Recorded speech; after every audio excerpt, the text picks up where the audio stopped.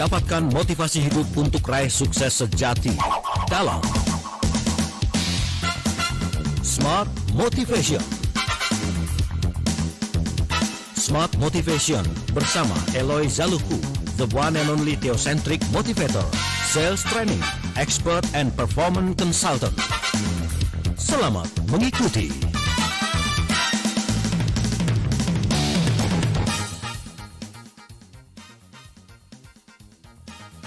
Selamat malam untuk Anda yang baru bergabung bersama dengan kami di program perbincangan Smart Motivation. Tentunya hari ini saya akan hadirkan founder and master teacher of TML, Theocentric Motivation and Leadership, Rep, Sales Trainer, NLP Licensed Practitioner, Team Alignment Facilitator, and Organizational Culture Consultant. Dan beliau adalah Director of Capson Asia, Servitama, dan CSA. Sudah hadir Pak Eloy Zaluku. Selamat malam Pak Eloy. Selamat malam Mas Daryl, dan seperti biasa saya menyapa dengan good morning, good morning, good morning. Yeah. Kabar sehat ya Pak Eloy ya? Alhamdulillah semuanya sehat, tetap semangat dan siap menginspirasi Nusantara Mas Daryl. Yes. Inspirasi yang berhubungan dengan sebuah solusi tentang tekanan psikologis ya Pak Eloy ya. Ini yang kadang-kadang menjadi sebuah problematika kalau kita nggak tahu tentang how to-nya. Kenali dulu apa sih bentuk tekanannya, baru temukan bagaimana solusinya. Dan nggak kerasa, Smart Listeners, hari ini kita masuk ke pembahasan poin yang ke-6. Ternyata ada 7 tekanan psikologis dunia kerja dan juga bisnis yang kalau kita nggak tahu tentang how to manage-nya, itu akan kedodoran. Wah, stres iya, jangan-jangan hal negatif pun kita lakukan. Nah, untuk tahu tentang 7 tekanan psikologis dunia kerja dan bisnis, di sesi pertama mohon izin, Pak Eloy, boleh nggak kita review sedikit sebelum kita masuk ke poin bahasan utama kita malam hari ini? Silakan. Siap Mas Daryl, Smart Listeners, dan sahabat TML dimanapun berada, bersambung doa semuanya sehat dan bahagia. Amin. Yes. Kita sudah membahas tekanan psikologis yang pertama, work and love, pekerjaan dan cinta. Silakan dicari di YouTube channel Smart FM, semuanya ada di sana rekamannya.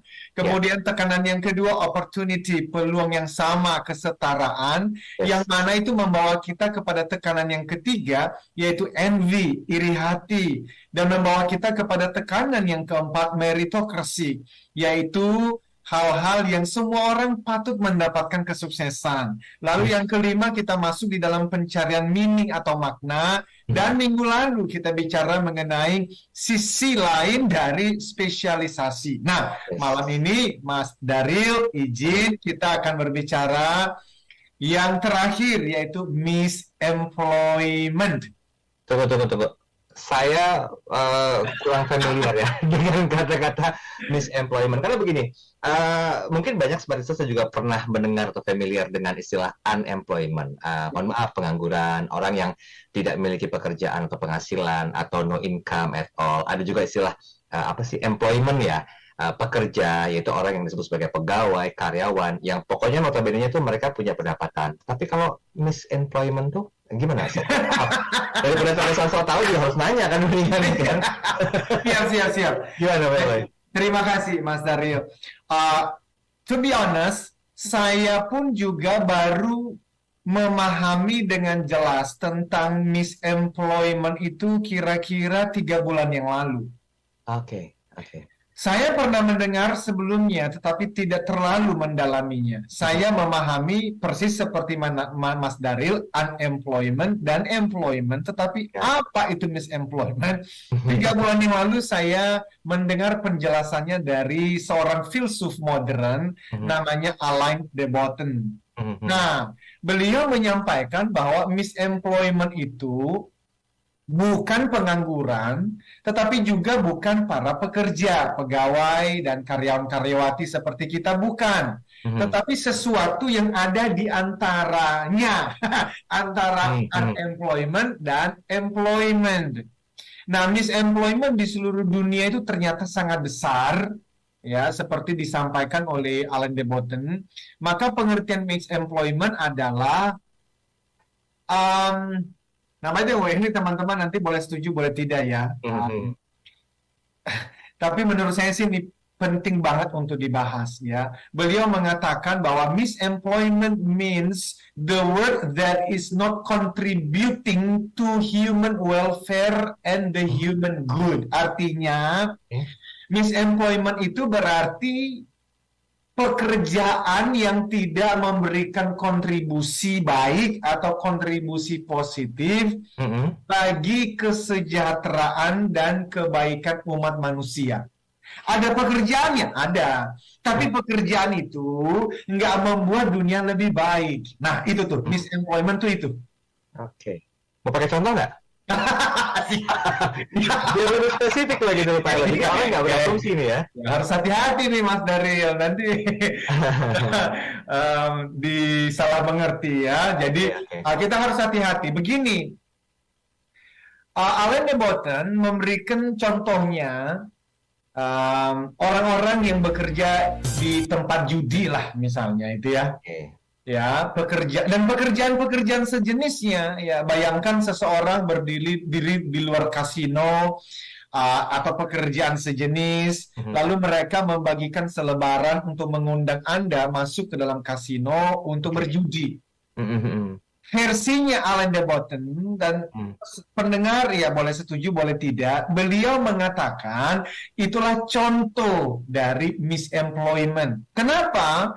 Karena their labor is not contributing to human welfare in any way. Artinya tenaga atau jerih payah teman-teman kita yang bekerja di kasino tadi dilihat dari sisi manapun, menurut Alain de Botton, tidak berkontribusi secara positif pada kebaikan dunia atau kesejahteraan manusia pada umumnya. Oke. I got the point. Baik. Tapi ada pekerjaannya, Mas Daryl, ada duitnya, ada. Tapi tidak berkontribusi positif untuk dunia yang lebih baik. Itu misemployment. Ya, berarti perspektifnya Alain de Botton itu sama dengan perspektifnya TML melihat tentang ini. Ya. Bisa aja lu. Benar nggak? Benar. Walaupun menariknya adalah Alain de Botton itu ateis. Yes. Beliau itu tidak percaya bahwa ada Tuhan yang menciptakan manusia. Beliau nggak percaya. Namun yang menarik dari si ateis yang bagus ini, dia juga nggak menghina agama apapun. Dia tidak pernah menghina agama. Bagi dia, aku nggak percaya bahwa Tuhan ada. Tapi juga saya tidak menghina agama. Karena di dalam agama apapun, ada juga hal-hal yang baik. Wah, bagus ya dia ya. Ya. Oke. Baik. Kita tahan sebentar ya, Pak Elo ya. Karena ini menarik gitu loh. Kalau kita bicara masalah misemployment, pekerjaannya ada, tetapi ternyata tidak berkontribusi secara positif pada kebaikan dunia, apalagi kesejahteraan manusia. Mungkin kebanyakan sisi buruknya dari sebuah pekerjaan tersebut. Sekali lagi yang perlu kita garis bawahi, pekerjaannya ada. Nah, ini yang perlu kita gali nih, Pak Elo ini. Sebetulnya apa yang menjadi masalah dari misemployment? Tapi nanti kita bahas di sesi yang berikutnya. Sebentar, kita padamkan dulu api semangat kita hari ini. Sesi ini maksud kami. Nanti kita bakar lagi di sesi yang kedua. Komentar kami tunggu. 0812 11 12 959.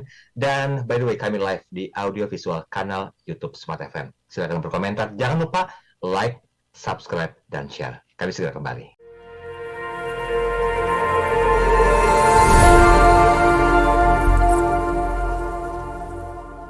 Kabar gembira, kini program TML Practitioner tanpa kriteria khusus hadir untuk seluruh masyarakat Indonesia.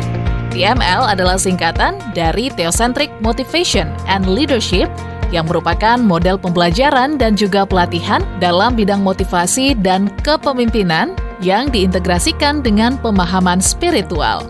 Pelatihan TML Practitioner dilakukan secara virtual bersama para Certified Theocentric Motivator terpilih dan Eloy Zaluku sebagai Founder and Master Teacher of TML. Ayo, dapatkan penawaran khusus dengan sistem TSA atau transfer semampu Anda. Terbatas untuk 100 orang pendaftar pertama. Segera daftarkan diri Anda melalui WhatsApp di 0813 983 98127 atau 0818 089 09199. Jadilah TML Practitioner dan ukir jejakmu.